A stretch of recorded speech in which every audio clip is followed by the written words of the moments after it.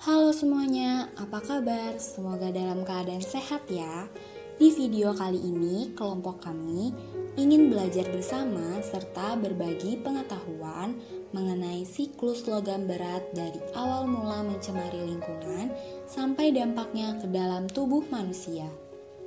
Sebelumnya, perkenalkan kami dari kelompok 3 mata kuliah Toksikologi Industri dengan saya sendiri Genoveva Diarika Sadai, Farah Purwandani Saleha, dan Ahmad Bareski. Pertama-tama, kami akan menjelaskan tentang apa itu logam berat. Jadi, logam berat tergolong kriteria yang sama dengan logam lainnya. Hal yang membedakan adalah pengaruh yang dihasilkan saat logam berat berikatan dan atau masuk ke dalam organisme hidup. Contoh, ketika unsur logam besi masuk ke dalam tubuh, walaupun dengan kadar berlebihan, seringkali tidak menimbulkan dampak negatif bagi tubuh. Karena sejatinya unsur besi diperlukan dalam darah untuk mengikat oksigen. Lain halnya dengan unsur logam berat, baik itu logam berat beracun yang dipentingkan seperti tembaga atau Cu. Beberapa jenis logam yang termasuk ke dalam kategori logam berat yaitu ada aluminium, antimoni, kadmium, korium, kobalt, merkuri, kufrum, ferum, magnase, molybdenum, selenium, silver, tin, plumbum, vanadium, dan zinc. Logam berat seperti merkuri, kadmium, plumbum, korium, kufrum, kobalt sangat berbahaya bila kadar yang terlarut dalam tubuh manusia cukup tinggi atau melebihi ambang batas baku. Logam-logam berat tersebut bersifat sangat toksik yang dapat masuk ke dalam tubuh manusia melalui beberapa cara yaitu makanan, pernafasan, dan penetrasi kulit.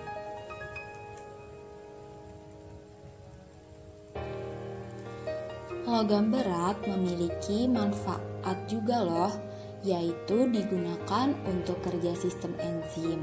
Misalnya seng, tembaga, besi, dan beberapa unsur lainnya seperti kobalt, mangan yang digunakan dalam industri logam sebagai pelapis, pengeras, campuran logam, bantalan logam, pembuat solder, baterai, ekstraksi logam mulia, dan juga digunakan sebagai bahan antara pembuatan pigmen dan penstabil plastik, pembuatan fungisida, cat, keramik, gelas, dan kertas dinding.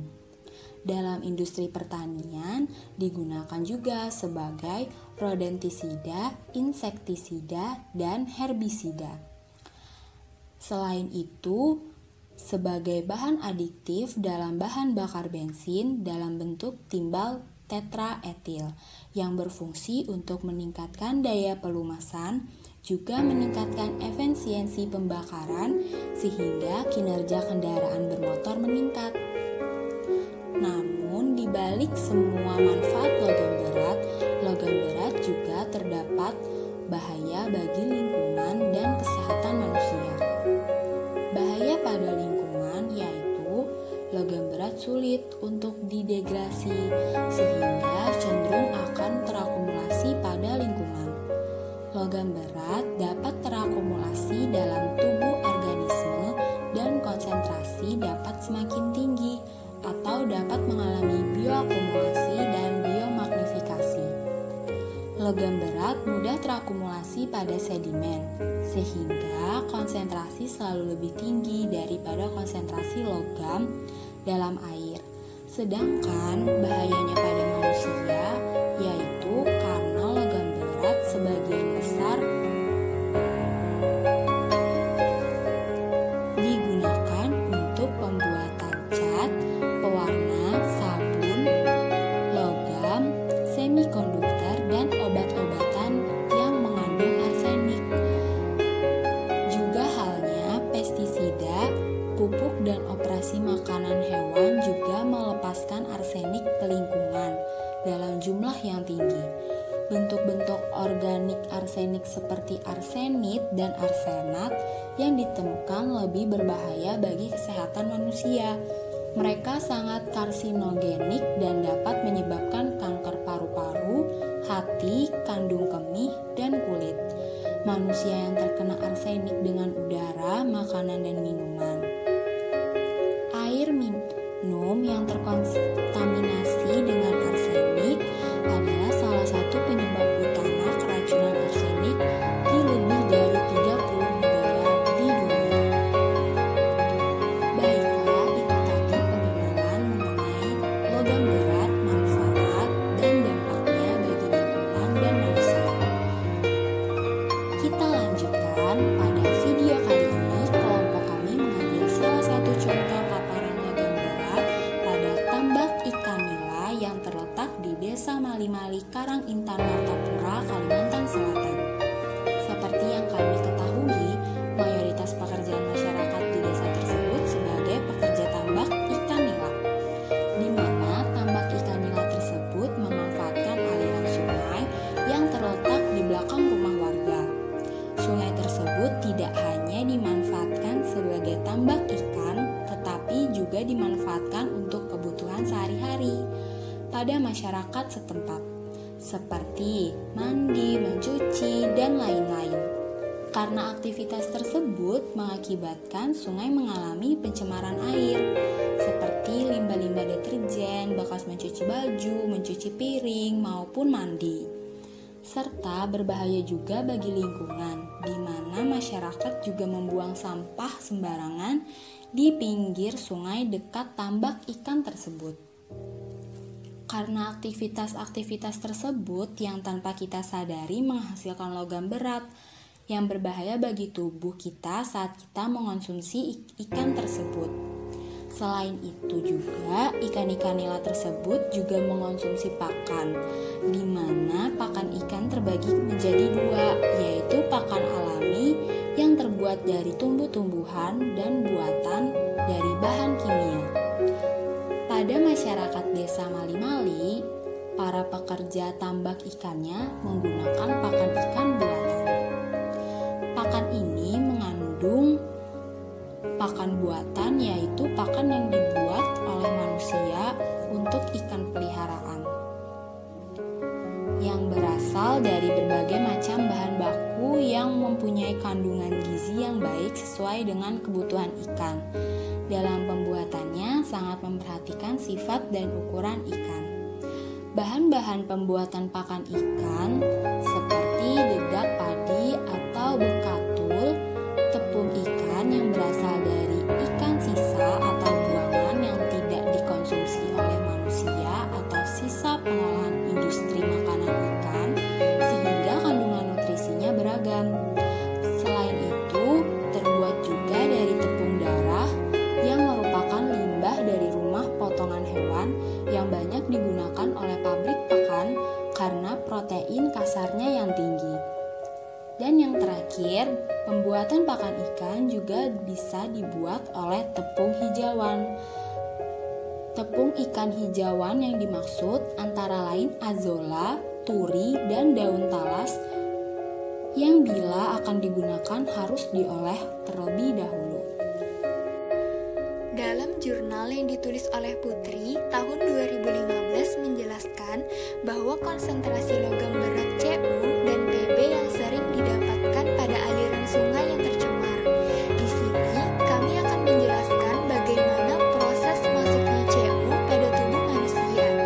Tembaga yang terkandung di dalam tubuh ikan akan dikonsumsi manusia melalui jalur oral.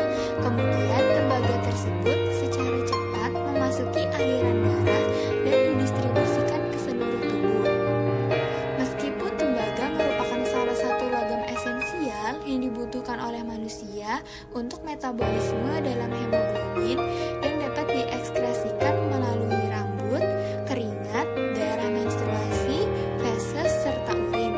Akan tetapi, proses tersebut membutuhkan waktu yang cukup lama, sehingga logam berat tersebut dapat terakumulasi di dalam jaringan tubuh, terutama pada bagian hati dan ginjal. Oleh sebab itu, apabila konsentrasi logam tembaga yang masuk ke dalam tubuh tinggi, maka tembaga tersebut akan bersifat racun di dalam tubuh karena akan sulit terekskresikan. Tembaga atau kuprum Cu terdapat di lingkungan kita secara alami. Namun, logam ini juga bisa didapat dari hasil aktivitas manusia atau non-alamiah. Sumber tembaga yang non-alamiah sebagian besar akibat dari aktivitas manusia. Tembaga bersifat racun pada kadar tertentu bagi tubuh manusia. Keracunan logam ini dapat bersifat akut atau dengan terakumulasi terlebih dahulu. Keracunan akut menimbulkan gejala seperti mual, muntah, sakit perut, hemolisis, netrofisis, kejang, dan dapat berakibat kematian. Sedangkan keracunan kronis, tembaga menumpuk di hati dan menyebabkan hemolisis. Hemolisis terjadi karena tertimbunnya H2O2 dalam sel darah merah, sehingga terjadi oksidasi dari lapisan sel yang mengakibatkan sel menjadi pecah. Hemolisis dapat menyebabkan anemia dan pertumbuhan terhambat. Sedangkan timbal atau PB melalui proses ekskresi timbal melalui urin sekitar 75-80% dan melalui feses sebesar 15%, serta lainnya melalui keringat, empedu, kuku, dan rambut. Dalam bentuk apapun, logam ini memiliki dampak toksisitas yang sama bagi makhluk hidup. Kegiatan manusia seperti pertambangan, manufaktur, dan pembakaran bahan bakar fosil telah mengakibatkan akumulasi timbal dan senyawanya di lingkungan, termasuk udara, air, dan tanah. Timbal digunakan untuk produksi baterai, kosmetik, produk logam seperti amunisi, solder, dan pipa. Berdasarkan sifat toksik dari PB, memberikan efek klinis pada saluran cerna terjadi kolik usus, disertai konstipasi berat.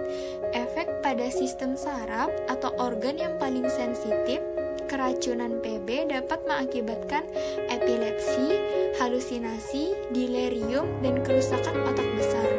Pada ginjal dan urinaria, terjadinya kerusakan ginjal oleh adanya gagal ginjal. Pada sistem reproduksi, terjadi penurunan kemampuan reproduksi. Pada jantung, di anak-anak ditemukan ketidaknormalan fungsi jantung. Pada sistem endokrin mengakibatkan kekurangan iodium. Karena itu, kita sebagai manusia hendaknya mewaspadai dan meminimalisir paparan logam berat dengan memastikan praktek pengelolaan limbah yang baik dan benar, seperti mengurangi penggunaan rodentisida, pestisida, dan herbisida yang mengandung logam beracun dan menggantinya dengan bahan lain yang lebih aman bagi manusia dan lingkungan. Selain itu, kita juga bisa mengidentifikasi bahan kimia yang mengandung logam beracun yang digunakan dalam mainan dan pilihan pengganti yang aman. Lalu, mengendalikan pencemaran atau polusi industri. Dan juga pengurangan logam berat pada produk perikanan. Selanjutnya, bisa juga dengan menjaga kebersihan air sungai dari limbah deterjen dan sampah yang berpotensi mengandung logam berat. Dan jangan lupa juga untuk menjaga pola makan kita yang mengandung logam berat secara berlebih. Sekian video serta penjelasan dari kelompok kami. Semoga apa yang kami sampaikan dapat bermanfaat ke depannya dan menambah wawasan bagi kawan-kawan. Sampai jumpa di lain kesempatan dan terima kasih.